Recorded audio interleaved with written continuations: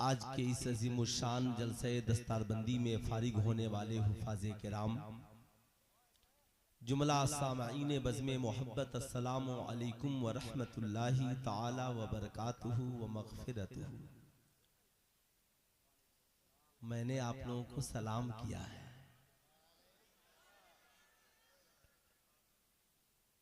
अल्हम्दुलिल्लाह वलियही वस्सलातु वस्सलामु अला नबियही,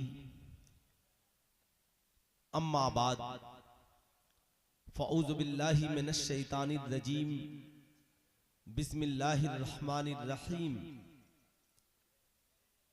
ऊतुल इल्म दरजात, सदक़ल्लाहुल अलीयुल अज़ीम, बल्लगना रसूलुहुन नबीयुल अमीनुल मकीनुल करीम, व नहनु अला ज़ालिका लमिनश शाहिदीन वश्शाकिरीन वज़्ज़ाकिरीन वल्हम्दुलिल्लाहि रब्बिल आलमीन।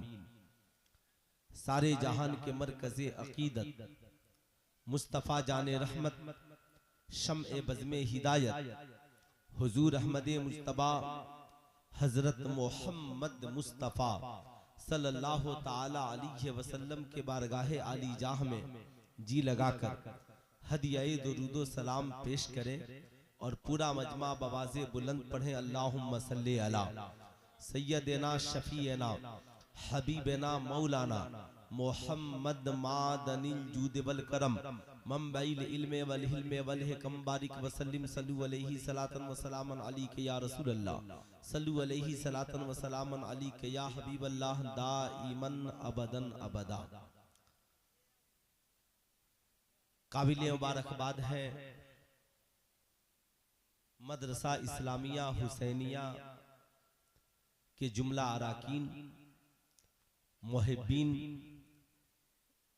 मुआविनीन, मुतवस्सिलीन, मुदर्रिसीन, सदर सेक्रेटरी, खजांची, इस बस्ती के बच्चे बूढ़े नौजवान, कुर्बो जवार के जुमला मुसलमान, कि आप सभी की मेहनतों काविश का ये नतीजा है कि आज इस्लाम के 3 शहजादे हाफिज़े कुरान हो गए। माशा अल्लाह माशा अल्लाह, 3 साहबजादे हाफिज़े कुरान हो गए। कल तक ये मुक्तदी थे और आज ये मुक्तदा हो गए। अब ये कौम के इमाम, रहबर और पेशवा हो गए। डॉक्टर इकबाल ने इन्हें देखा तो कहा, नहीं तेरा नशीमन कसरे सुल्तानी के गुंबद पर, तू शाहीन है बसेरा कर पहाड़ों के चट्टानों पर। अल्हम्दुलिल्लाह, जब हमारी कौम के बच्चे हाफिज़े कुरान बनते हैं, पूरा इलाका खुश होता है, महजूज होता है। लोग दुआओं से नवाजते हैं, इनामो इकराम से नवाजते हैं। माशा अल्लाह, ये सारी खूबियां, ये सारी खुसूसियतें आज मदरसा इस्लामिया के जुमला असातिज़े कराम की मेहनतों का सदका है। आप अपने माथे की निगाहों से इन 3 बच्चों के सरों पर दस्तार हिफ्ज़ का ताजे ज़री देख रहे हैं। तबीयत खुश हो गई, दिल बाग बाग हुआ। यकीनन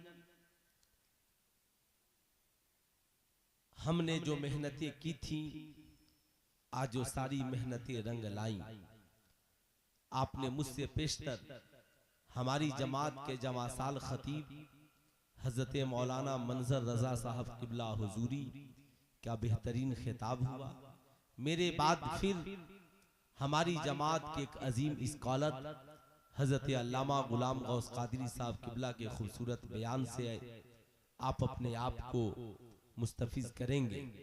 शायर इस्लाम अख्तर परवाज नईमी साहब की बेहतरीन शायरी, नकीबुल मुल्क हजरत कारी एजाज अहमद साहब किबला कादरी की बेहतरीन निजामत, पैकरे खुलूस व वफा, यादगारे असलाफ, मंबे अखलास, खलीफे हुजूर गुलजारे मिल्लत हजरत अल्लामा व मौलाना वसीम अकरम रज़वी साहब किबला की बेहतरीन सदारत में ये जलसा अपनी कामयाबियों की दहलीज तक पहुँच रहा है। बस जो लोग इनामो इकराम देने की अभी कोशिश कर रहे हैं, उनसे मेरी गुजारिश है, आप इत्मीनान से अपनी जगह पे बैठे, खूब सुकून के साथ बैठे। जब जलसा खत्म होगा और बिलखुसूस में अपनी माँ बहनों से कहूँगा कि आप जहाँ पर हैं वहीं पर रहें। मैं जानता हूँ ये AI का ज़माना है, लोग पढ़ते नहीं पूछ कर काम चलाते हैं। ये चैट GPT का ज़माना है, लोग किताबों में मेहनत नहीं करते, मुंह से बोलकर मोबाइल से पता पूछ लेते हैं। मगर याद रखिएगा, ये AI अपनी मर्जी से कुछ नहीं बताता, ये वही बताता है जो नेट पर मुफक्किरीन ने डाला है, लोगों ने अपनी मालूमात को डाला है। मगर फिर भी AI या चैट GPT या गूगल ये नहीं कह सकते कि सारी दुनिया के उलूम हमारे सीने में है। मगर कसम खुदा की जब कुरान से पूछा जाता है तो कुरान कहता है तिबियानन लिकुल्लि शैइन, हर चीज का रोशन बयान कुरान के अंदर मौजूद है। आज मैं आपसे पूछना चाहता हूँ, आप ईमानदारी से बताएं, कुरान तो ये कहता है कि हर चीज का, हर शय का रोशन बयान मेरे अंदर मौजूद है। मगर आप में कितने लोग हैं जो कुरान से पूछते हैं? आप में कितने लोग हैं जो कुरान का मुताला करते हैं? आप में कितने लोग हैं जिन्होंने कभी कुरान उठा करके देखा हो कि कुरान में क्या है और कुरान में से हमें सीखना क्या है? ईमानदारी की बात यही है, ये दौर जिस दौर में हम और आप जी रहे हैं, ये आधुनिक दौर है, बड़ा तरक्की याफ्ता दौर है। जो ही एक शख्स मदरसा इस्लामिया में पहुंचने के बाद कहता है हाफिज साहब आप लोग सिर्फ हाफिज कुरान बनाते हैं, सिर्फ हाफिज बनाने से काम नहीं चलेगा, हमने 3 ही बच्चे को बनाया है। मगर पूरा समाज कहता है सिर्फ हाफिज बनाने से काम नहीं चलेगा, साइंटिस्ट भी बनाइए, डॉक्टर भी बनाइए, इंजीनियर भी बनाइए, प्रोफेसर भी बनाइए। मैंने कहा हमने आपको बनाने से रोका है, लेकिन एक है स्कूल और एक है मदरसा। मदरसे की भी बुनियाद का मकसद है, स्कूलों की भी बुनियाद का मकसद है, कॉलेजों की भी बुनियाद का मकसद है। मैं आज अपनी कौम से 2-3 सवाल करूंगा, आपको ये जवाब देना पड़ेगा और देना ही है, भागना नहीं है। मदरसों की बुनियाद का मकसद क्या है? मदरसों की बुनियाद का मकसद ये है कि उस मदरसे में पढ़कर बच्चे हाफिज कुरान बने, आलिम दीन बने। आपसे मैं पूछना चाहता हूँ, पूरे हिंदुस्तान में जितने मदारिस से अहले सुन्नत वल जमात हैं, ये आपको हाफिज कुरान बनाकर देते हैं कि नहीं देते हैं? आलिम दीन बनाकर देते हैं कि नहीं देते हैं? मुफ्तियाने किराम बनाकर देते हैं कि नहीं देते हैं? मगर स्कूलों का भी तो कुछ मकसद है। स्कूलों का मकसद ये है बच्चे स्कूलों में पढ़कर डॉक्टर बने, इंजीनियर बने, प्रोफेसर बने, IPS अफसर बने, जज बने, वकील बने। याद रखिएगा, मदरसे में पढ़ने वालों की तादाद बड़ी मुख्तसर है। अगर 100 को 1% भी निकालिएगा तो मदरसे में पढ़ने वालों की तादाद नहीं हो सकती है। मगर हमारी कौम के 99% बच्चा और बच्ची स्कूल में पढ़ता है, कॉलेज में पढ़ता है, यूनिवर्सिटी में पढ़ता है। 1% से कम बच्चे मदरसे में पढ़ते हैं। मगर जहां 1% से कम पढ़ रहे हैं वहां सबकी नजरें टिकी हुई है। हुकूमत की नजर उसके तरफ, नेताओं की नजर उसके तरफ, साइंटिस्टों की नजर उसके तरफ, मास्टरों की नजर उसके तरफ, डॉक्टर की नजर उसके तरफ, समाज की नजर उसके तरफ। सब यही कहते हैं। मदारिस ने क्या किया है? मैं पूछना चाहता हूँ, वो जमाना और था जब मदरसे के बच्चे इंग्लिश नहीं जानते थे। वो जमाना और था जब मदारिस में पढ़ने वाले कंप्यूटर नहीं चलाते थे। वो जमाना और था जब मदारिस में पढ़ने वाले यूनिवर्सिटी में नहीं पढ़ाते थे। वो जमाना और था जब मदारिस में पढ़ने वाले ब्लॉक और साहब ब्लॉक लेवल और जिला लेवल के अफसर नहीं होते थे। याद रखिएगा, वो जमाना और था। अल्हम्दुलिल्लाह मदारिस ने इस मामले में नुमाया कारकर्दगी अंजाम दिया। जहां मदारिस ने हाफिज कुरान बनाए, आलिम दीन बनाए, मुफ्तियाने एजाम बनाए, वहीं मदारिस ने IPS अफसर भी बनाए, साइंटिस्ट भी बनाए, डॉक्टर भी बनाए, मास्टर भी बनाए, ब्लॉक से लेकर जिला लेवल तक ऑफिसर पैदा किए। लेकिन आपसे मैं पूछना चाहता हूँ, आपके गांव के 99% बच्चे स्कूल में पढ़ते हैं। आपके गांव में कई बच्चे जज बने हैं, आपके गांव में कई बच्चे बड़े वकील बने हैं, आपके गांव में कितने बच्चे डॉक्टर बने हैं, आपके गांव में कितने बच्चे साहब आईपीएस अफसर बने हैं, दारोगा बने हैं। अगर नहीं बने हैं तो इसका जिम्मेदार कौन है? जबकि आपकी बस्ती के 99% से भी ज्यादा बच्चे बच्चियां स्कूलों में पढ़ते हैं। आपको फुर्सत है कि कभी बैठ करके इसके बारे में जायजा लीजिए कि हमारी बेटियां जिस स्कूल में पढ़ रही हैं आखिर पढ़ाया क्या जा रहा है कि मैट्रिक में अच्छा नंबर नहीं आता, इंटर में अच्छा नंबर नहीं आता, हमारे बच्चे यूपीएससी और बीपीएससी क्वालिफाई के लायक नहीं बनते तो हमें इसमें मेहनत करनी चाहिए कि नहीं करनी चाहिए? आखिर आपने क्या सोचा? आपके जिम्मे सिर्फ दो काम है, या तो मदरसे पे बैठकर कमेंट कीजिए कि मदरसा में हो क्या रहा है, या फिर बैठ करके ये देखिए कि साहब हम बहुत बुरे पोजीशन में हैं। मैं कहना चाहूंगा नहीं, रोना मत रोइए, अल्लाह ने उस कौम की हालत नहीं बदली, न हो एहसास जिसे खुद अपनी हालत के बदलने का। कुव्वते फिक्र अमल पहले फना होती है, फिर किसी कौम की उम्मत पे सवाल आता है। याद रखिएगा, अपनी फिक्र को फिर से उजागर कीजिए, अपनी सोच को बदलिए, अपने रविश को बदलिए। आपको ये सोचना पड़ेगा कि आखिर जो 99% बच्चे स्कूल कॉलेज में पढ़ रहे हैं इनके मुस्तकबिल को कैसे संवारा जाए, हमारी बेटियों का मुस्तकबिल कैसे रोशन हो, हमारे बच्चे जो स्कूल कॉलेज में पढ़ रहे हैं इनके मुस्तकबिल को संवारने का काम कैसे किया जाए।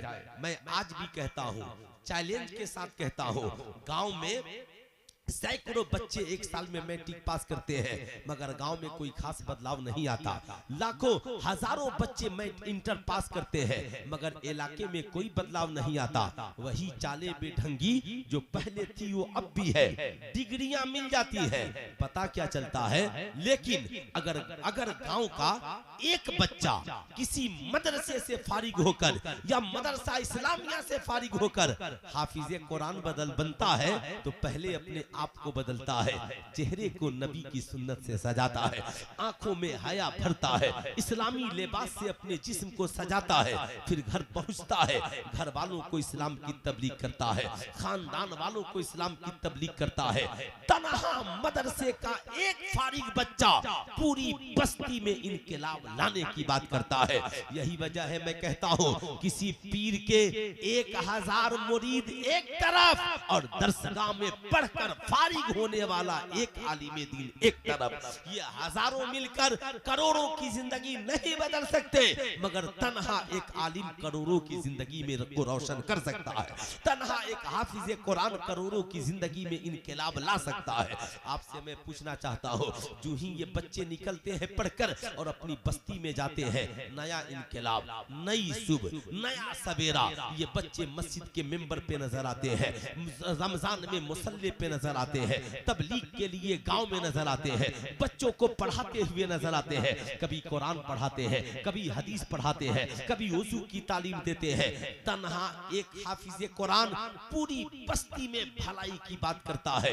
ऐ मेरी कौम के लोगों सुनो, अब ये हाफिज कुरान कहते हैं अल्लाह एक है, हुजूर सल्लल्लाहु अलैहि वसल्लम अल्लाह के रसूल है, नमाजों की पाबंदी करो, माँ के कदमों के नीचे जन्नत है, बाप जन्नत का दरवाजा है, शराब पीना हराम है, जना हराम है, जुआ हराम है, सूद खाना हराम है, रिश्वत लेना हराम है, बड़ों का अदब एहतराम करो। यानी एक आलिम या हाफिज अपनी इल्मी हैसियत के मुताबिक जहां तक हो सकता है समाज को सुधारने की बात करता है, समाज को संवारने की बात करता है। भले तनख्वाह 6000 हो, भले तनख्वाह 5000 हो, भले तनख्वाह 7000 हो, मुख्तसर सी तनख्वाह में कौम को भलाई की बातें करता है। मगर वहीं पर आपने देखा होगा एक नौजवान डॉक्टर बन गया मगर लोगों की किडनियां बेच रहा है, मरीज मर गया है मगर आईसीयू में भर्ती करके पैसा वसूल रहा है। एक नौजवान पढ़ लिख कर आईपीएस अफसर बन गया मगर रिश्वत की गड्डियों पे सो रहा है, ईडी और सीबीआई के छापे से परेशान है। एक नौजवान इंजीनियर बन गया मगर रिश्वत लेकर पुलिया की ढलाई करवा रहा है। आपको क्या कहें, आप कहेंगे कि वो डॉक्टर पढ़ा हुआ नहीं है, वो इंजीनियर पढ़ा हुआ नहीं है, या वो साहब वो IPS अफसर पढ़ा हुआ नहीं है। आप कहेंगे मौलाना वहां तालीम है मगर तरबियत नहीं है। अगर उस डॉक्टर के पास तालीम के साथ तरबियत होती तो वो मरीजों की किडनियां बेचता नहीं बल्कि मरीजों का सहारा बनता हुआ नजर आता। अगर उस IPS अफसर के पास तरबियत होती तो रिश्वत के बजाय मजलूमों की मदद करता हुआ नजर आता। ठीक यही सिस्टम आज का है। आज मैट्रिक की डिग्रियां, इंटर की डिग्रियां, BA की डिग्रियां, इंजीनियरिंग की डिग्रियां बेटों के पास भी है, बेटियों के पास भी है, मगर तरबियत नहीं है। इसी तरबियत नहीं होने की वजह से बेटियों मजारों पे चादरें हैं मगर बेटियों के सरों पे दुपट्टा नहीं है। याद रखिएगा, आंखों में चश्मा है मगर आंखों में हया नहीं है। याद रखिएगा, आज पोजीशन इतनी खराब है, हमारे नौजवान को पता नहीं है हलाल क्या है, हराम क्या है, अच्छा क्या है, बुरा क्या है। यही वजह है मैं कहता हूं कि आप ईमानदारी से बताएं, आपने मदारिस का बहुत हिसाब किया है, मदरसे में ये नहीं होता, मदरसे में वो नहीं होता। आप कभी स्कूल में जाकर, कॉलेज में जाकर प्रिंसिपल साहब से पूछिए, प्रिंसिपल साहब जरा सा मुझे ये बताइए, मेरी बेटी जब तक कॉलेज में नहीं आई थी बड़ी बाहया थी, सर पे दुपट्टा रखती थी, माँ का अदब करती थी, बाप का एहतराम करती थी। जब से कॉलेज में कदम रखा है उसकी जिंदगी बदल गई है, सर से दुपट्टा उतर गया है, लिबास छोटा हो गया है, माँ से जबान लड़ा लेती है, मोबाइल फोन में बिजी रहती है, किताबें छोड़ देती है और किताबों के बजाय मोबाइल के सहारे पूरी रात बसर हो रही है।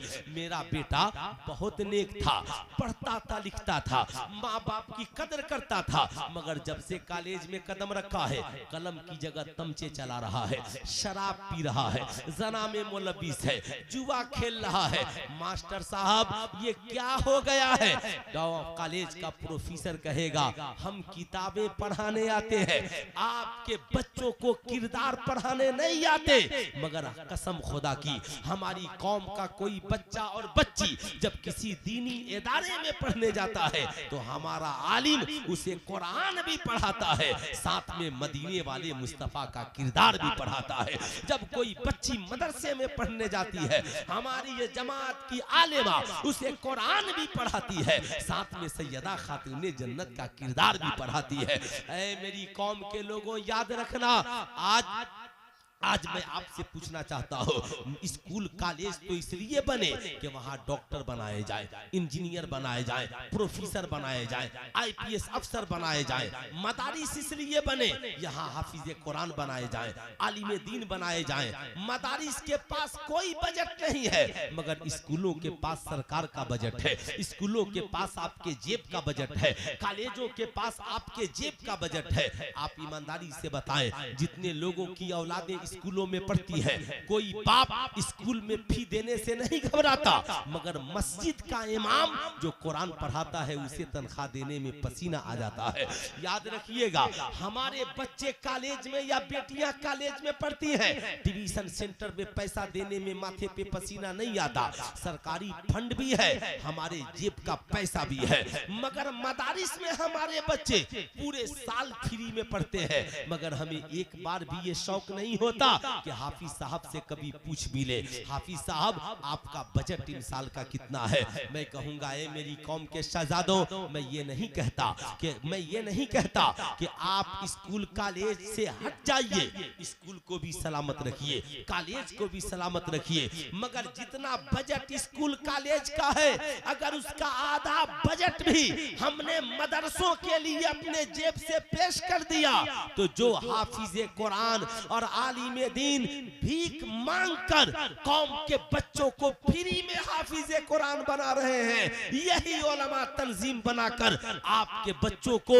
डॉक्टर बनने की राह भी हमवार कर सकते हैं, इंजीनियर बनने की राह भी हमवार कर सकते हैं, IPS अफसर बनने की राह भी हमवार कर सकते हैं। लेकिन आज आप में से मैं पूछना चाहता हूँ, आप में कितने लोग हैं जिन्होंने मदरसे के लिए कभी अपने जेब से बजट निकाला होगा? नहीं, हमारे पास बजट नहीं है, लेकिन मैं आपसे कहना चाहूंगा, याद रखिएगा, आज हमारी नस्लें बिगड़ रही हैं, आज हमारी बेटियां आवारा हो रही हैं, आज हमारे बच्चों का मुस्तकबिल ताबनाक नहीं है। इसलिए मैं आपसे कहूंगा, क्या इस बस्ती की हिफाजत के लिए जज की जरूरत नहीं है? क्या इस बस्ती की हिफाजत के लिए डॉक्टर की जरूरत नहीं है? तो जहां पर हमारे 99% बच्चे पढ़ रहे हैं ना, आज वो हमारे तालीमी इदारे मजबूत है। और रही बात मदरसे की, तो मदरसों के पास इतना बड़ा बजट नहीं है कि मदरसे यूपीएससी और बीपीएससी की तैयारी के लिए कोचिंग सेंटर चलाएंगे, याद रखिएगा। लेकिन मैं आपसे कहूंगा, जिस दिन आपने मदरसों को बजट दिया, तो मेरा यकीन कहता है, जो उलमाए कराम, हुफाजे कराम भीख मांगकर हर साल फ्री में बच्चों को हाफिजे कुरान बना सकते हैं, वो कौम के बच्चों को अच्छी तालीम दिलवाकर आईपीएस अफसर की कुर्सी तक भी पहुंचा सकते हैं, जज की कुर्सी तक भी पहुंचा सकते हैं। लेकिन आपको इसके लिए कोशिश करनी होगी, आगे बढ़ना होगा। आज जो हमारे समाज में बिगड़ाव आया है, आखिर इस बिगड़ाव में सुधार आएगा कैसे? क्या मैं कहूं कि इसके लिए सारी बच्चियों को आलिमा बना दिया जाए? ए बाबू, ए बेटा, पीला टी शर्ट का है, खैरियत? आना है या चला जाना है? अच्छा ठीक है, जाइए आइए। मैं ये अर्ज कर रहा था, गौर से सुनिएगा। अब तो ये ऐसा तो नहीं है कि स्कूल को बंद कर देना है, कॉलेज को बंद कर देना है, नहीं। हमारी बच्चे बच्चियां स्कूल में पढ़े, कॉलेज में पढ़े, मगर एक बात याद रहे, हमें नजर ये रखनी है, ये शराबी न बने, जुआरी न बने, जानी न बने, पापी न बने, माँ बाप के वफादार बने, मुल्क के वफादार बने, समाज का एक अच्छा इंसान बन करके जीवित और जिंदा रहे। अब सवाल ये उठता है कि आखिर इन्हें हम अच्छा इंसान बनाएंगे कैसे? इसके लिए हम सबको मिल करके मेहनत करनी पड़ेगी। हमें मदरसों के लिए अलग से बजट जुटाना होगा। बच्चे 6 साल के होते हैं या बच्चियां 6 साल की होती हैं, तब स्कूल में उनका एडमिशन होता है क्लास 1 में। उससे पहले की जो 3 साल की इनकी जिंदगी है, इस 3 साल के लाइफ स्टाइल को आप बदलिए। पैदा होने के बाद डॉन बस्को में मत डालिए, पैदा होने के बाद डीपीएस में मत डालिए, पैदा होने के बाद इमानुअल की गोद में मत भेज दीजिए, बल्कि पैदा होने के बाद आप अपने इन मदारिस को इतना मजबूत कीजिए कि इसी मदरसे में इस्लामिक मॉडल प्ले स्कूल का कयाम हो, यानी नर्सरी एलकेजी यूकेजी 3 साल हमारी कौम का हर बच्चा बच्ची बेला तफरीक पहले मदरसे में पढ़े। इसी मदरसे में 1 से 100 भी पढ़ाएंगे, क से ज्ञा भी पढ़ाएंगे, अलिफ से या भी पढ़ाएंगे। याद रखिएगा, इसी मदरसे में नूरानी कायदा से लेकर बरेली के अहमद रजा के कंजुल ईमान का तर्जमा तक सिखलाएंगे। मैं आपको बताना चाहूंगा, अगर हमने आज इन बातों पे जोर नहीं दिया और आज हमने इस पे काम नहीं किया, आज आप ये समझते हैं कि सिर्फ नारा लगाना ही मसलक आला हजरत की पहचान है। मैं कहूंगा ना, सिर्फ नारा लगाना ही मसलक आला हजरत की पहचान नहीं है। बरेली के रजा ने आज से 100 बरस पहले कहा, हमारी कौम के जो बच्चे तालीम हासिल कर रहे हैं उनकी तालीमी सलाहियतों की जांच कराई जाए। ये बच्चे पढ़ रहे हैं तो आखिर क्या पढ़ रहे हैं, इनकी तालीमी पोजीशन क्या है, ये पढ़कर क्या बनने के लायक है, क्या फिक्र दिया आला हजरत ने। आप देखें, क्या कोई बच्चा अगर मदरसे में पढ़ रहा है, हाफिज बन सकता है, आलिम बन सकता है, कारी बन सकता है, मुफ्ती बन सकता है, मुहद्दिस बन सकता है, मुफस्सिर बन सकता है, मुनासिर बन सकता है, मुबल्लिग बन सकता है। आला हजरत ने उस जमाने में कहा था, मुनासिब पैसा खर्च करके वजीफा देकर उन बच्चों को कामयाबी की दहलीज तक पहुंचा दिया जाए। लेकिन सुल्तान रजा इस जमाने में कहेगा, ये दौर बम बारूद का नहीं है, ये दौर तीरों कमान का नहीं है, ये दौर तलवार का नहीं है, ये दौर लश्करे जर्रार का नहीं है, ये दौर तालीमी कंपटीशन का है, ये दौर यूपीएससी और बीपीएससी के इम्तिहानात में बैठकर परचम लहराने का है, ये दौर इल्म के जरिया समाज में अपने आप को ऊंचा साबित करने का है। इसलिए मैं आपसे कहूंगा, हमारी कौम के जो बच्चे तालीम हासिल कर रहे हैं उनकी तालीमी सलाहियतों की जांच कराइए। कितने बच्चे इमसाल साल हमारे गांव में मैट्रिक में अच्छा नंबर लाए, इंटर में अच्छा नंबर लाए, क्या बच्चियां भी उस काबिल है? आप पता लगाएं, इसमें कोई बच्चा है जो जज बन सकता है, जो डॉक्टर बन सकता है, कोई आईपीएस अफसर बन सकता है। ऐसे 4-5 इंटेलिजेंट बच्चों का चुनाव करे। वैसे ही मदरसे में भी कोई किसी बच्चे को आलिम बनने के लिए, किसी बच्चे को हाफिज बनने के लिए कम से कम हर साल 10 बच्चों का चुनाव करे।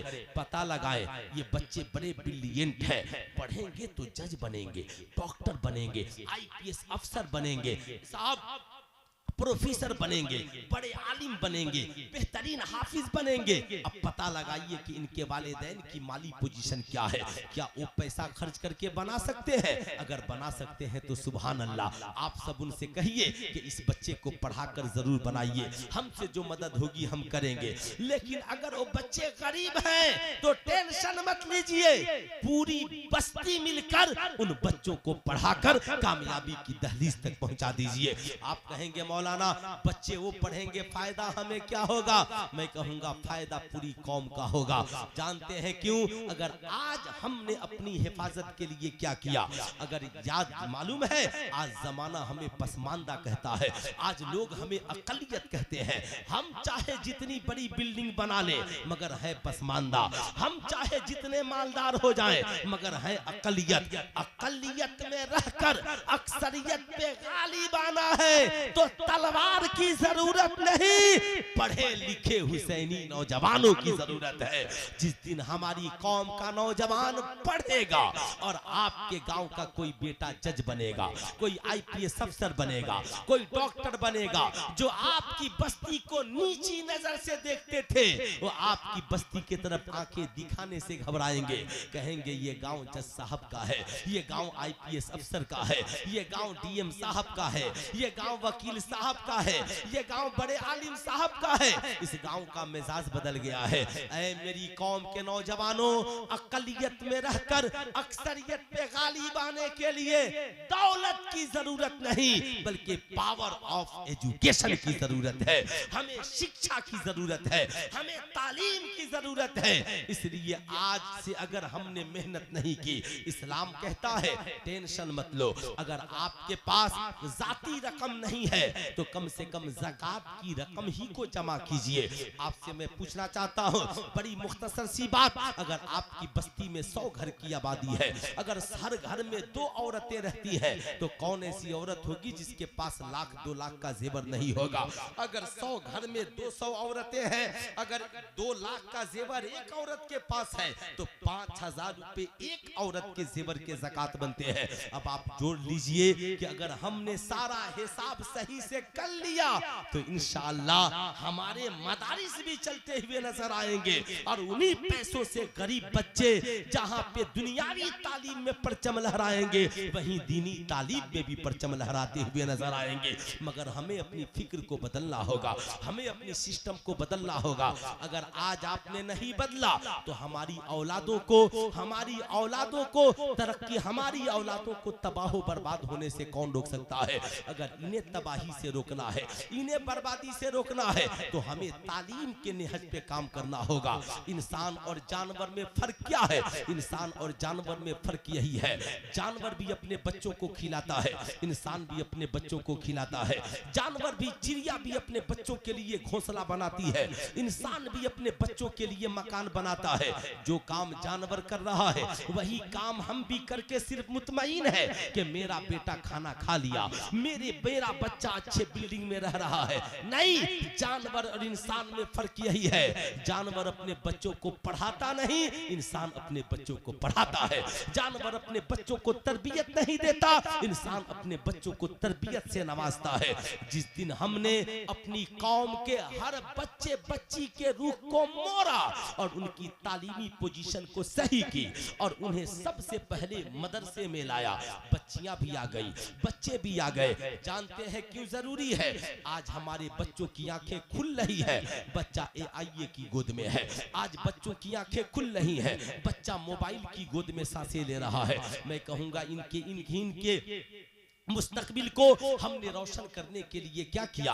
आपका बच्चा जब इमानुअल में पढ़ेगा, आपकी बेटियां जब बचपन से ही उन स्कूलों में का रुख कर लेंगी, तो साहब आपका सिस्टम और निजाम बिगड़ना फितरी बात है। लेकिन जब हमारी कौम का हर बच्चा बच्ची बचपन में सबसे पहले मदरसे में कदम रखेगा, हम सारी तालीम का इंतजाम वही करेंगे, तो जानते हैं हमारे बच्चों को पता होगा अल्लाह एक है।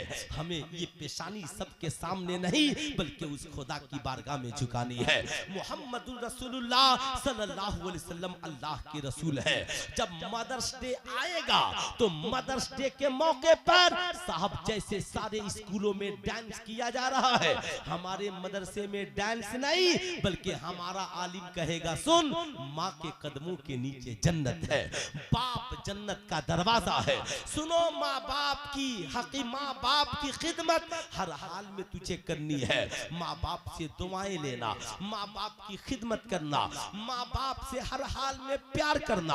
अल्लाह उसके रसूल उस वक्त तक राजी नहीं होते जब तक कि तुम्हारे माँ बाप तुमसे राजी न हो जाए। ऐ बच्चों याद रखना, हमारा आलिम उसे समझाएगा तेरी जिंदगी में, तेरी कमाई में सबसे पहला हक अल्लाह ने जिसका मुकर्रर किया है वो तुम्हारी माँ का है, वो तुम्हारे वालिद का है। अब आप बताएं, जब बचपन में आपका बेटा ये सारी बातें सीख लेगा तो जवानी की दहलीज पे कदम रखेगा तो माँ को गालियां नहीं देगा बल्कि माँ से प्यार करता हुआ नजर आएगा।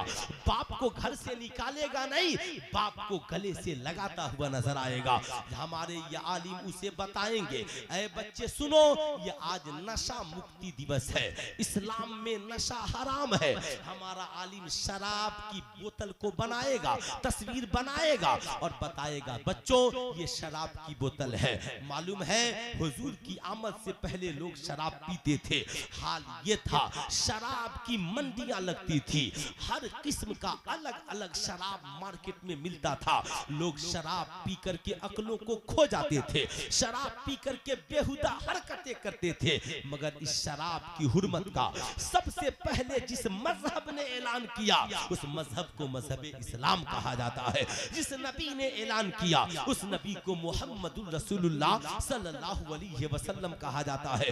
साहब याद रखिएगा, ये छोटे छोटे बच्चे पूछेंगे नबी ने ऐलान किया तो क्या हुआ? कहा जब नबी ने ऐलान किया मटके तोड़ दिए गए, मंडियों से शराब को खत्म कर दिया गया।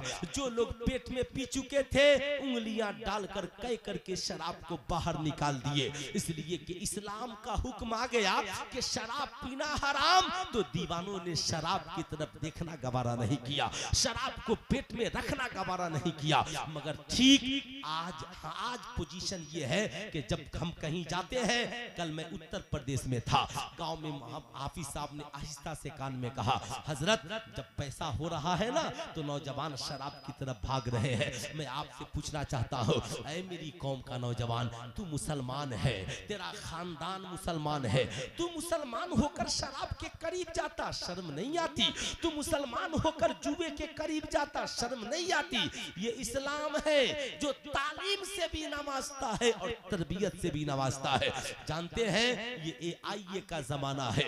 एक नौजवान ने दूसरे नौजवान से कहा शराब पीना गलत है। उसने कहा क्या बात कर रहे हो? माशाल्लाह शराब पीने के बहुत सारे फायदे हैं। फौरन AIA से उसने पूछा शराब पीने का फायदा बताओ। AIA ने शराब पीने का सारा फायदा बता दिया। टेंशन मुक्त हो जाओगे, सो जाओगे, सारे गम को भूल जाओगे, सारे टेंशन को भूल जाओगे। अल्लाहू अकबर। उसने कहा अच्छा ठीक है, चलो इसी AIA से पूछते हैं, AIA बता कि शराब के नुकसान क्या है? तो फौरन नुकसान भी सामने आ गया। शराब पीने से अक्ल खत्म हो जाती है, इंसान के लीवर का खतरा बढ़ जाता है, कैंसर का खतरा बढ़ जाता है, हार्ट का खतरा बढ़ जाता है। मियाँ ये AIA है जिससे आज का नौजवान पढ़ रहा है। मगर मैं आपको बताना चाहूंगा सबका दायरा कार अलग अलग है। याद रखिएगा, AI ये तो बता देगा कि मोबाइल का आविष्कार किसने किया है, माइक्रोफोन का आविष्कार किसने किया है, आइंस्टाइन का नजरिया क्या था। मोबाइल ये तो बता देगा अलजबरा कैसे बनाया जाता है, मैथमेटिक्स का वजूद क्या है, मगर AI को ये पता नहीं है कि शराब पीना हलाल है या हराम है, जना करना हलाल है या हराम है। AI को ये पता नहीं है कि हमें पैरवी किसकी करनी है, तकलीद किसकी करनी है। इसलिए याद रखिएगा, मगर आज का नौजवान इस कदर अपनी अक्ल पे भरोसा कर बैठता है कि मियाँ अब हमारी कौम का नौजवान दीन आलिमों से नहीं सीखता, बल्कि दीन AI से सीखता है, दीन नेट से सीखता है, दीन यूट्यूब से और चैनल से सीखता है। सुल्तान रजा कहना चाहेगा, ईमानदारी की बात बताइए, आप उलमा से दीन क्यों नहीं सीखते? तो आज का नौजवान कहेगा, क्यों मौलाना साहब, क्या हम किताब नहीं पढ़ सकते हैं? मैं आपसे पूछना चाहूंगा, बिल्कुल पढ़ सकते हैं। कहा मौलाना साहब सारी चीजें अब नीट पर मौजूद है, क्या हम उससे पढ़ करके दीन को नहीं समझ सकते हैं? मैं आपसे पूछना चाहता हूँ, आपको हार्ट का प्रॉब्लम हो गया, हार्ट का ऑपरेशन कराना है, इतना पैसा खर्च करके क्यों जाते हैं? यूट्यूब पर हार्ट का ऑपरेशन कैसे करना है सारा सिस्टम मौजूद है। आप यूट्यूब खोलिए और 2-4 लोग मिलकर हार्ट का ऑपरेशन गाँव में कर लीजिए। आप कहेंगे मौलाना साहब पागल हो गए हैं, अरे जिंदगी का मामला है, जान चली जाएगी जान। हम यूट्यूब में देखकर अपनी जिंदगी का सौदा नहीं कर सकते। मैंने कहा बड़ा अफसोस है, जब हम यूट्यूब पे देखकर, चैनल पे देखकर अपने जान का सौदा नहीं कर सकते, तो हम यूट्यूब पे किसी इंजीनियर से दीन सीखकर,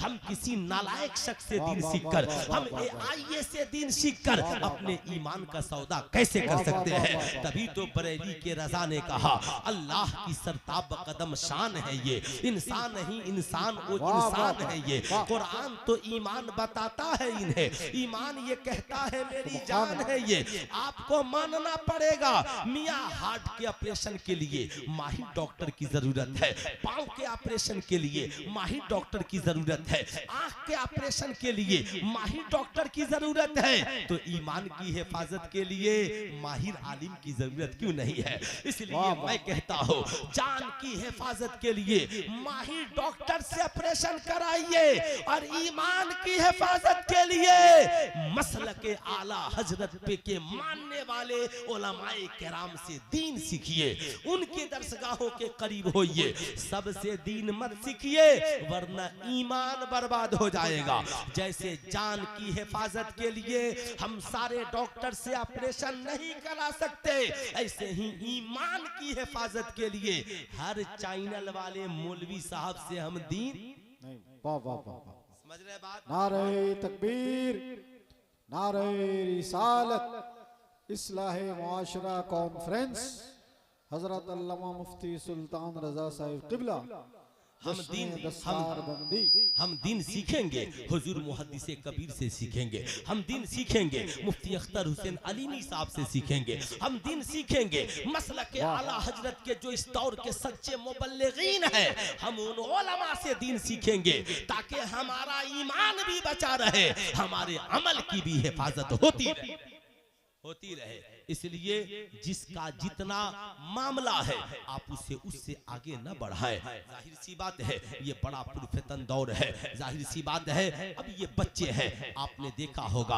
आज हमारे नौजवानों को होश नहीं है, आज हमारी समाज का पढ़ा लिखा नौजवान शराब के नशे में, जुआ के नशे में। क्या आपने नहीं देखा आज हमारी कौम का नौजवान IPL में सट्टा लगा रहा है, आज हमारी कौम की बहू बेटियां साहब रील्स और क्या क्या बना रही है, ये सोचती है शायद चैनल चल जाएगा, हमें पैसों की आमदनी बढ़ जाएगी। मैं कहूंगा मेरी कौम की बेटियों, तुम पैसा कमाने के लिए नहीं बनी हो, पैसा मर्द कमाएगा और औरत मालकिन बनकर अपने घरों को चलाएगी।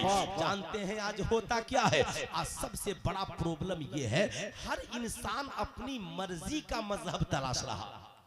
ए बेटा, ए बच्चा, ए बच्चा जाना है तो जाओ, नहीं तो बैठो। हर इंसान अपनी मर्जी का मजहब माज़अल्लाह तलाश रहा है। जानते हैं, अब कोई इंसान पटाखे का बिजनेस कर रहा है, अब उससे जाकर कहिए कि सुनिए ये बम बारूद इस्लाम में पटाखा फोड़ना, बम फोड़ना और ये सब फोड़ना नाजायज है, इसका बिजनेस दुरुस्त नहीं। जानते हैं, आहिस्ता से कहेगा हजरत जायज की कोई सूरत निकालिए। मैं आपसे कहना चाहूंगा, याद रखिएगा, जैसे आज का नौजवान जानता है जहेज मांगना हराम है, मगर मांग रहा है कि नहीं मांग रहा? अरे बोलिए जरा जोर से, मांग रहा है ना? आपसे मैं पूछना चाहता हूँ, ऐ नौजवानों, आखिर जहेज क्यों मांगते हो? आखिर कौन सी लालच सीने में आ गई? किस वजह से आप जहेज मांगते हो? आपको ज़हन में मैं बात डालना चाहूंगा, ऐ मेरी कौम का नौजवान, वजह सिर्फ ये है, आपके पास तालीम है, तरबियत नहीं है। शराबी चाहता है कि साहब कोई शराब के खिलाफ तकरीर न करे, जुआरी सोचता है कोई जुआ के खिलाफ तकरीर न करे, साइबर क्राइम वाला सोचता है कोई साइबर क्राइम के खिलाफ न बोले, सूद खाने वाला सोचता है कोई सूद के खिलाफ न बोले, जहेज मांगने वाला सोचता है कोई जहेज के खिलाफ न बोले।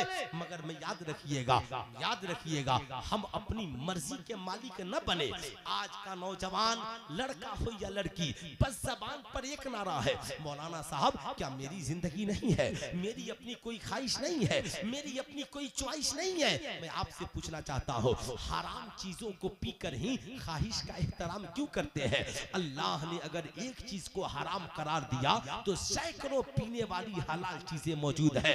पार्टी करने के लिए दोस्तों के साथ शराब ही क्यों लेंगे? हम तो चाय की भी पार्टी कर सकते हैं, हम तो दूध की भी पार्टी कर सकते हैं, हम तो शरबत की भी पार्टी कर सकते हैं, हम तो मुर्ग मुसल्लम बिरयानी की भी पार्टी कर सकते हैं। बुरा मत मानिएगा, आज का ये पुरफेतन दौर जिसमें हम जी रहे हैं, नौजवान लड़के और लड़कियां एक दूसरे से मोहब्बत की कसम खाकर लिविंग रिलेशनशिप में चले जाते हैं, नाजायज संबंध कायम करते हैं, यहाँ तक एक दूसरे की जान ले रहे हैं। सुल्तान रजा पूछना चाहता है, मियाँ किसी की मोहब्बत में जान ले लेना, उसकी इज्जत लूट लेना, ये इंसाफ का तकाजा नहीं है। इस्लाम कहता है कि पहले निकाह कर, फिर उससे मोहब्बत का इजहार कर। मैं आपसे पूछना चाहता हूँ, क्या हो गया है? आखिर सब लोगों की जबान पर एक नारा है, माई लाइफ माई चॉइस। मैं पूछना चाहता हूँ, आप जिस भारत में जीवित और जिंदा है, ये मुल्क संविधान से चलेगा या हमारी मर्जी से चलेगा? बोलिए जरा जोर से, ये मुल्क कैसे चलेगा? संविधान से। आपको अपनी मर्जी से थाना वाले चलने देंगे? आपको अपनी मर्जी से कोई काम करने देंगे? तो जरा अक्ल है तो सीने पे हाथ रखकर सोचिए, जब एक मुल्क का नागरिक मुल्क में अपनी मर्जी से नहीं जी सकता, तो जिस अल्लाह ने सारी कायनात को बनाया, वो अल्लाह इंसान को बेगैर रहबरी और रहनुमाई के कैसे छोड़ देगा? आओ उसी रब से पूछते हैं, ऐ मालिक मौला, तू बता, तूने ये खूबसूरत आंखें दी है, तूने ये पर्सनालिटी दी है, तूने ये जिंदगी दी है, तूने ये जवानी दी है, तूने ये जिंदगानी दी है, ऐ मौला कायनात के बनाने वाले पाक परवरदिगार बता, ये जिंदगी कैसे कटेगी? तो रब्बे कदीर फरमाता है, लक़द काना लकुम फी रसूलिल्लाहि उस्वतुन हसना, जिंदगी तुम्हारी होगी, सीरत मदीने वाले मुस्तफा की होगी, किरदार मदीने वाले मुस्तफा की होगी, यानी जीना हमारा होगा तरीका आमिना के लाल। आज जरा सा सोचे, हम किस निहज में चले गए, हम कहाँ चले गए, हमने अपने आप को कहाँ पे दाखिल कर लिया? हम भूल गए हलाल हराम, अच्छा बुरा। आज हमने अपनी इज्जत को दागदार कर दिया, इज्जत को दाव पे लगा दिया। मैं जानता हूँ वक्त बहुत हो गया, बहुत सारे नौजवान बेचारे उठ करके जा रहे हैं, मगर मैं आपसे कहना चाहूंगा, आपके पास ठंडी ठंडी रातें होती हैं, आप न जाने कहाँ कहाँ गलियों में कूचों में गुजार लेते हैं, मगर थोड़ी देर इत्मीनान से बैठिए। मैं आपसे पूछना चाहता हूँ, ईमानदारी से बताएं, दुनिया के पहले इंसान का नाम हजरत आदम है और पहली औरत का नाम हजरत हव्वा है। अल्लाह ने हजरत आदम की बाईं पिसली से हजरत हव्वा को पैदा किया। हजरत आदम की जब नजर पड़ी तो हजरत आदम ने हजरत हव्वा को छूना चाहा, उनको टच करना चाहा, रब ने पाबंदी लगा दी, आदम हव्वा को नहीं छू सकते, हव्वा बनी तेरे लिए है, हव्वा बनी तेरे तेरे लिए है, आप बने हवा के लिए है, मगर अभी छू नहीं सकते, अभी टॉकिंग नहीं कर सकते, अभी गुफ्तगू नहीं कर सकते, अभी एक दूसरे से मुलाकात नहीं कर सकते। कौन? ये हम सबके बाप है हजरत आदम, हम सबकी माँ है हजरत हवा। रब ने पाबंदी लगा दी, ए मौला हवा को छूंगा कब? रब फरमाता है आदम पहले हवा से निकाह होगा, फिर छूने की इजाजत मिलेगी।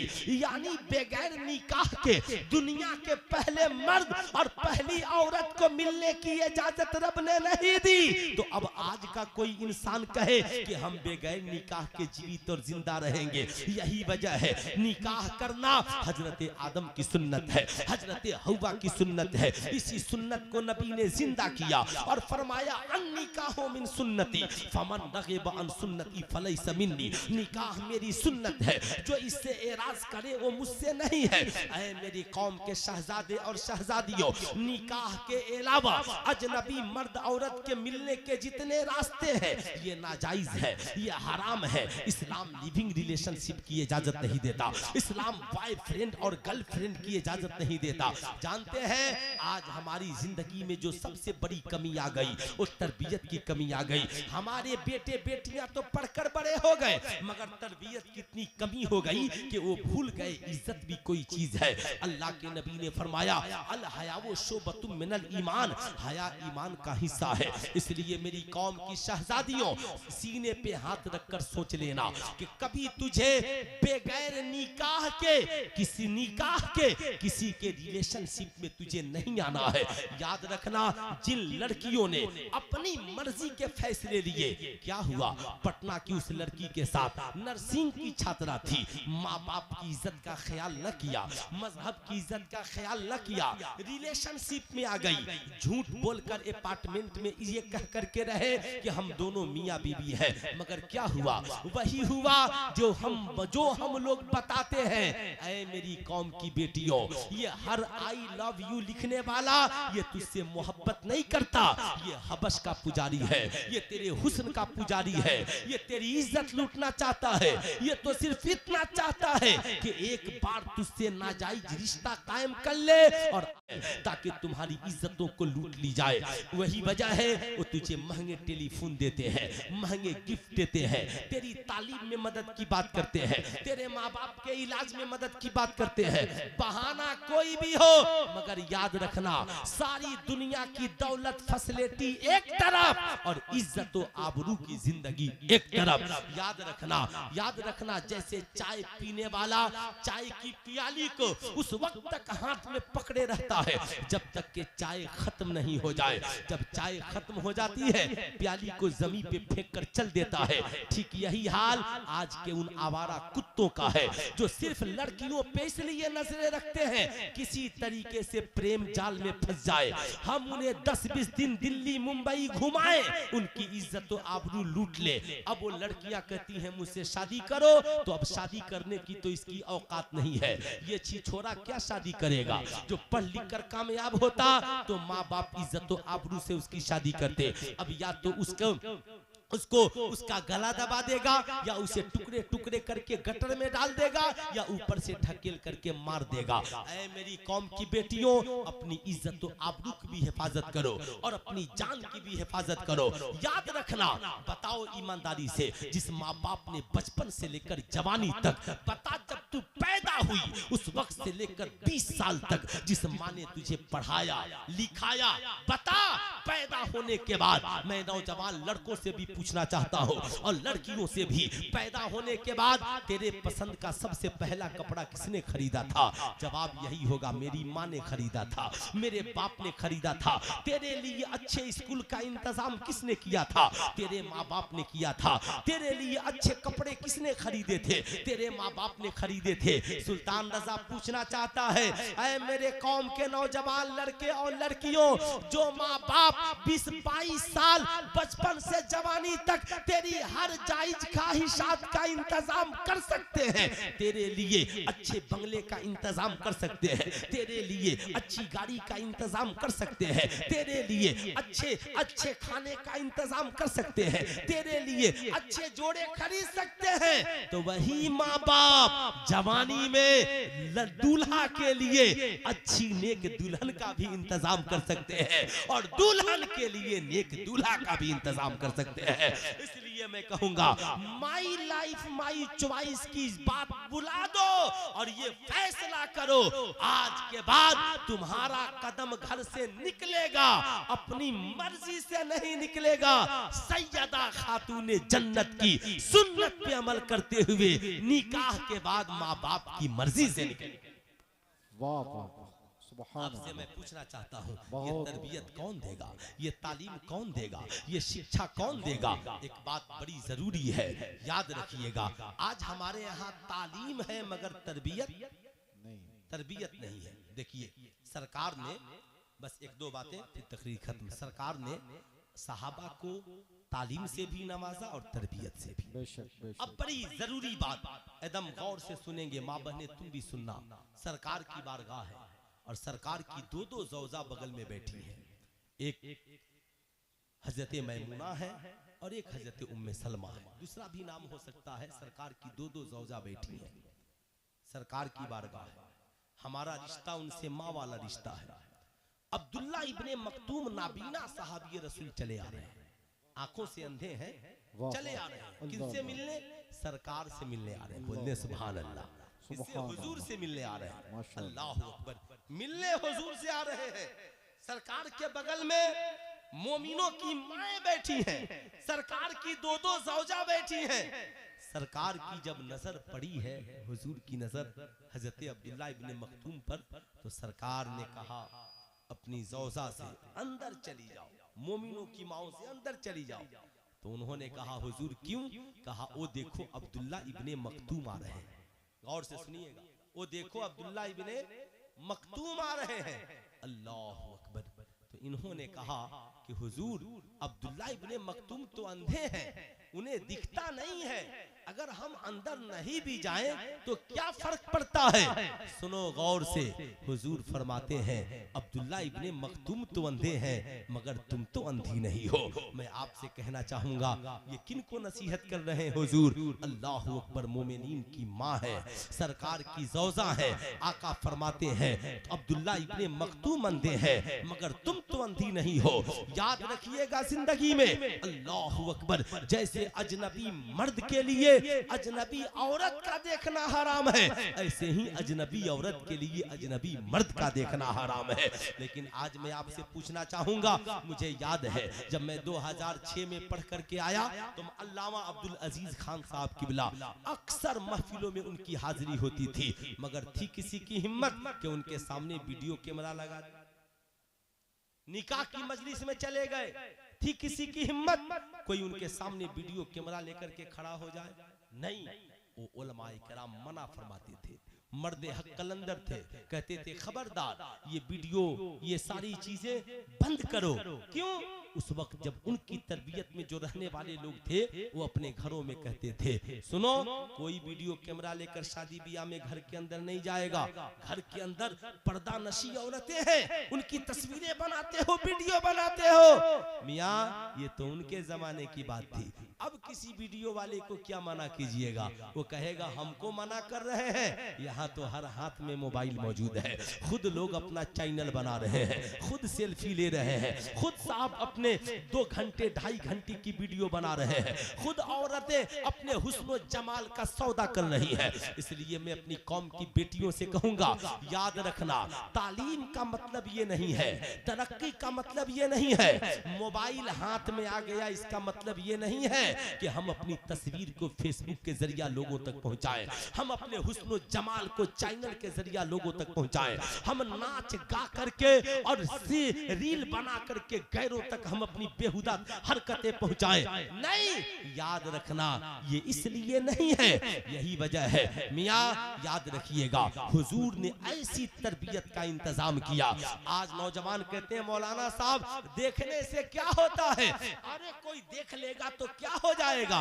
मैं कहूंगा आपको नहीं पता, पहले इंसान आंखों से देखता है, पहले निगाहें बिगड़ती हैं, फिर दिल बिगड़ता है, फिर इंसान गुनाह के कुर्ब तक पहुंच जाता है। अल्लाह अकबर। पूरा मजमा है ना खतीबुल हिंद नासिर नारे तकबीर, नारे रिसालत, इस्लाहे माशा कॉन्फ्रेंस, सरजमीने पड़वा, मदरसा इस्लामिया हुसैनिया, अल्लामा गुलाम गौस कादरी सीवानी।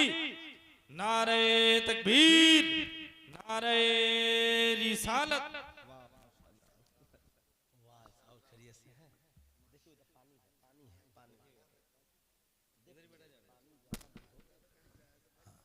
माशाअल्लाह आप देख लिए मेरी जमात के एक जमा साल खतीब, अल्हम्दुलिल्लाह।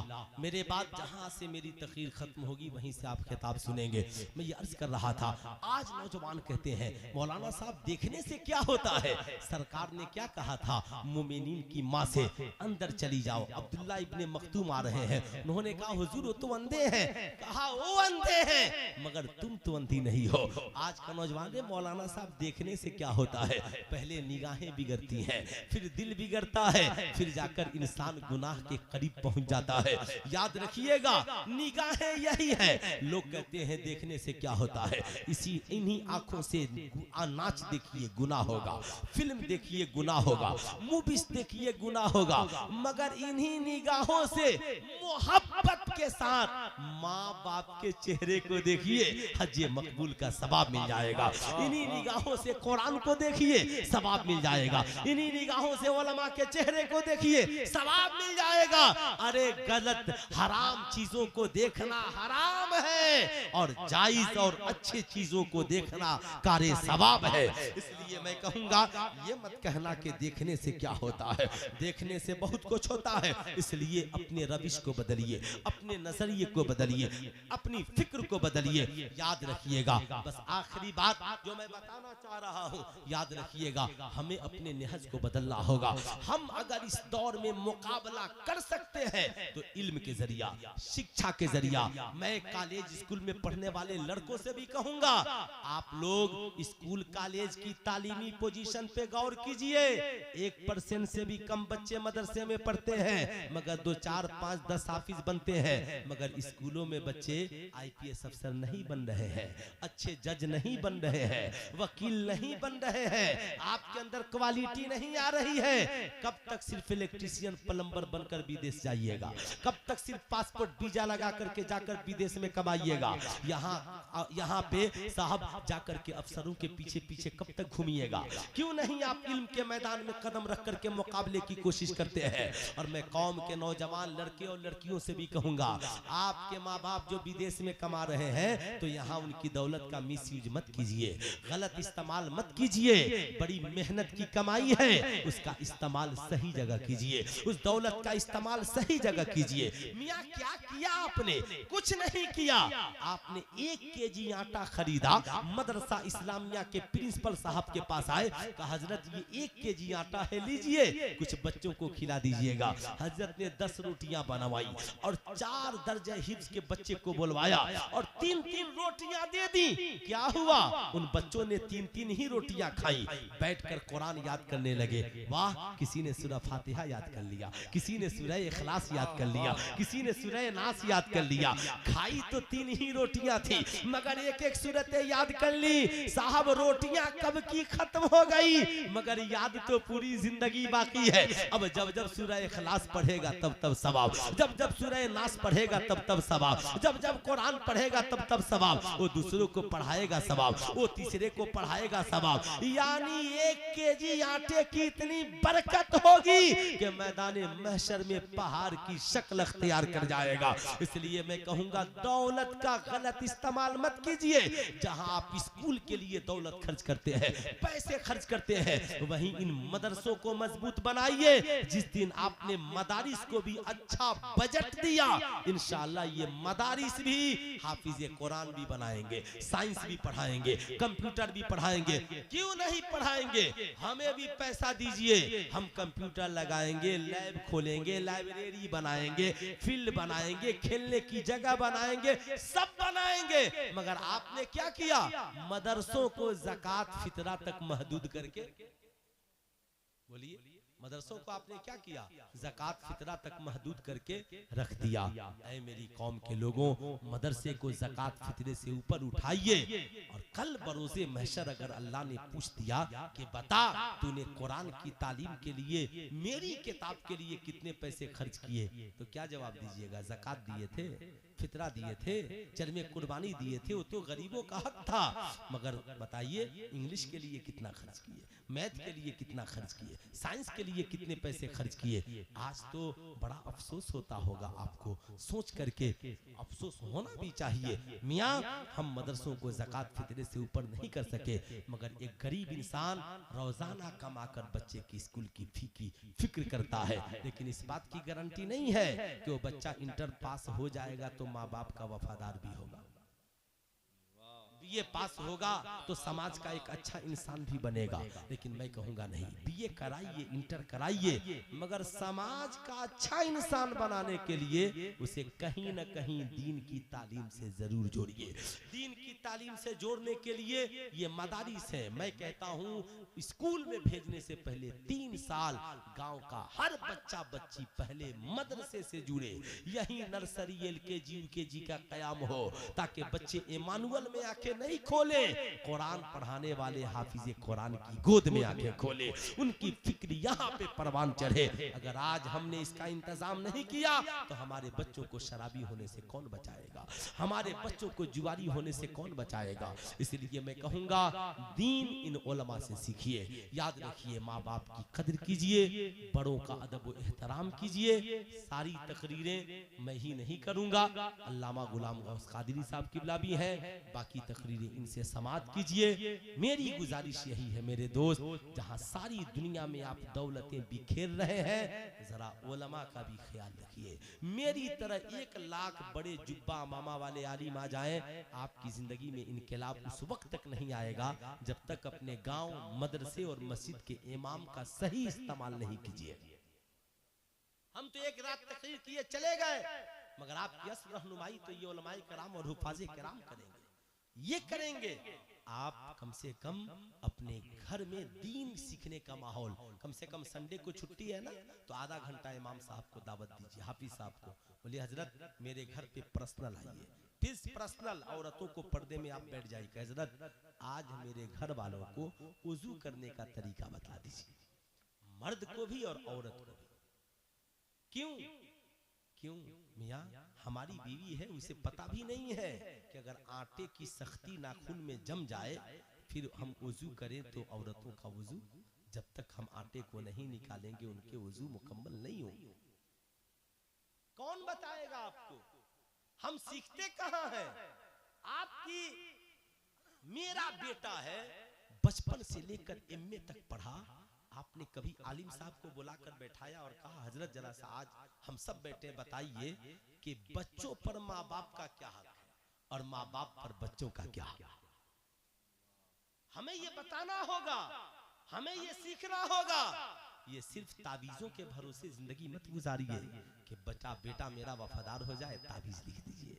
बेटा अब सऊदी चला गया है, फोन नहीं करता, हजरत ताबीज लिख दीजिए, जरा फोन करने लगे। हद तो ये हो गई है, औरतें ताबीज लिखवाने वालों के पास ऐसी ताबीज लिखिए कि मेरा शौहर सारी कमाई मुझी को भेजे और मेरी सास तो एकदम मुझे नहीं देखती, अरे तू कभी सास की खिदमत ही नहीं करती तो क्या देखेगी सास? ये सारा जो माहौल और सिस्टम हमारे यहाँ बिगड़ा है, साहब इसमें सुधार ले आइए, तालीम से अच्छी तरह जुड़िए। एक हाजी साहब ने मुझको फोन किया, मौला गुलाम गौस साहब, कि हजरत कोई गरीब आदमी है तो बताइए ना। मैंने क्या बात है? का कुछ पैसा था गरीब को देना था। मैंने कहा नमाज पढ़ने जाइएगा तो इमाम साहब को दे दीजिएगा। नाराज हो गए, इमाम साहब को मेरे गरीब समझते हैं आप। मैंने कहा गरीब नहीं तो क्या करोड़पति हैं। अरे आपके गांव का जो सबसे गरीब आदमी है वो रोजाना 500 कमाता है तो महीने का 15,000 कमाता है, और इमाम साहब अभी तक 6,000 तनख्वाह में लटके हुए हैं। तो गरीब वो है कि गरीब इमाम साहब। आप जो हम सब का इमाम है, बुरा मत मानिएगा। आज हमारे यहाँ क्या होता है, आज हमारे यहाँ साहब शादियों में dance party, orchestra party, 1 lakh का ऑर्केस्ट्रा। हाल इतना बुरा कि अगर गांव में कोई मजार है तो आज जलसा और कल 1.5 लाख की कव्वालन और 1 लाख का कव्वाल। शर्म नहीं आती कि 1.5 लाख रुपया कव्वालन को देकर बुलाता है, और साल भर में जिस इमाम के पीछे नमाज पढ़ता है उसको साल भर में 1 लाख तनख्वाह भी नहीं देता।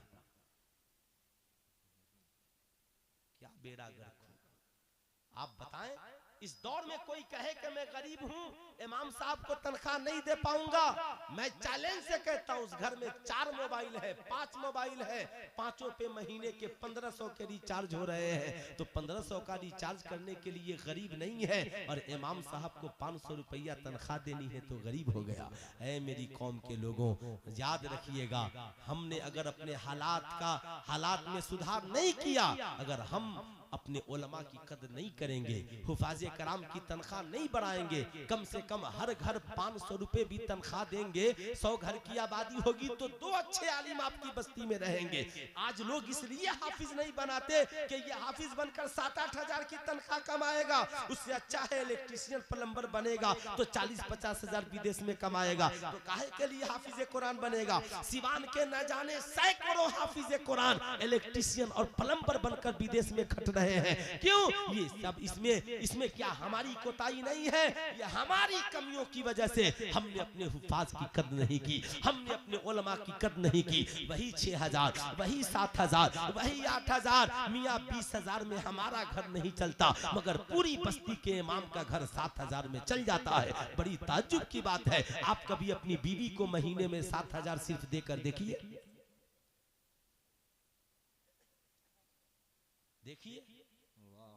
हंस लीजिए, हंसिए, रोइएगा, रोइएगा।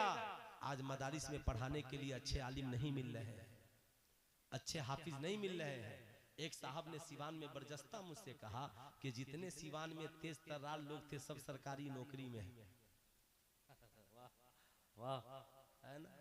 और उसने नाम रख करके गिनाए, है ना, बोला सब सरकारी नौकरी में है तो हम लोग दीन किससे सीखेंगे। मैंने कहा तो तनख्वाह आप ही लोग बढ़ा दीजिए, हम लोग सरकारी नौकरी छोड़कर आप लोगों की खिदमत में लग जाएंगे। वाह वाह वाह, क्या बात। इसलिए मस्जिद के आइम्मा की कदर कीजिए, इमामों की कदर कीजिए। कौम के सुधार के लिए, संवारने के लिए हर सूरत में हमें अपने आप को बदलना होगा। नंबर 1 तालीम, नंबर 2 तरबियत। इंशाअल्लाह हम लोग तालीम पे मेहनत करेंगे। हाथ उठा करके बोले इंशाअल्लाह हम लोग तालीम पे मेहनत करेंगे, और इंशाअल्लाह तरबियत पे भी मेहनत करेंगे।